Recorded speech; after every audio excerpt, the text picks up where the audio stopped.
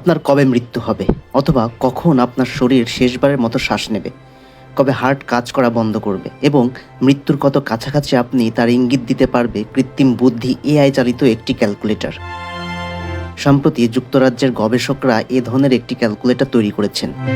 এ সংক্রান্ত গবেষণাটি প্রকাশিত হয়েছে চিকিৎসা সাময়িকী ল্যান্সেট ডিজিটাল হেলথে। গবেষণায় বলা হয়, এআই প্রযুক্তি ব্যবহার করে তৈরি করা হয়েছে এমন এক ইসিজি যার সাহায্যে সহজে ইঙ্গিত পাওয়া যাবে একজন মানুষের কখন মৃত্যু হতে পারে। যুক্তরাজ্যের লন্ডনের NHS ট্রাস্ট হাসপাতালের গবেষক চিকিৎসকরা এআই নির্ভর এই ইসিজির নাম দিয়েছে ডেথ ক্যালকুলেটর বা এআই ইসিজি রিস্ক এস্টিমেশন। লন্ডনের 2টি হাসপাতালে ট্রায়াল হিসেবে এই প্রযুক্তি ব্যবহার শুরু করা হবে আগামী বছরেই। আর আগামী 5 বছরের মধ্যে যুক্তরাজ্যের সরকারি হাসপাতালগুলোতে এই ইসিজির ব্যবহার ছড়িয়ে দেওয়ার পরিকল্পনা রয়েছে গবেষকদের। এটি আপনার হার্টের ব্যর্থতার পূর্বাভাস দেবে, অর্থাৎ সেই সময়ের হিসাব করবে যখন আপনার হার্ট রক্ত পাম্প করবে না। হার্ট রক্ত পাম্প করা বন্ধ করে দিলে শরীরের নানা ধরনের সমস্যা হতে থাকে। এটি মৃত্যুও ঘটায় এবং এটি 10টির মধ্যে 8টির ক্ষেত্রেই ঘটে।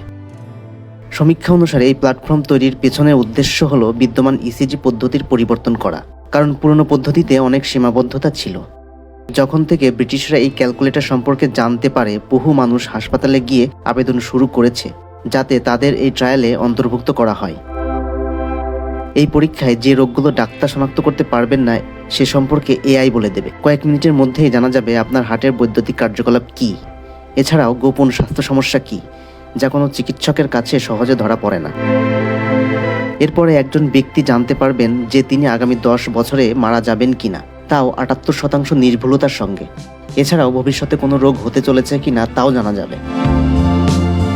গবেষকরা জানান 1,89,639 জন রোগীর ইসিজি রিপোর্ট তথ্য দিয়ে প্রশিক্ষণ দেওয়া হয়েছে এই ক্যালকুলেটরকে।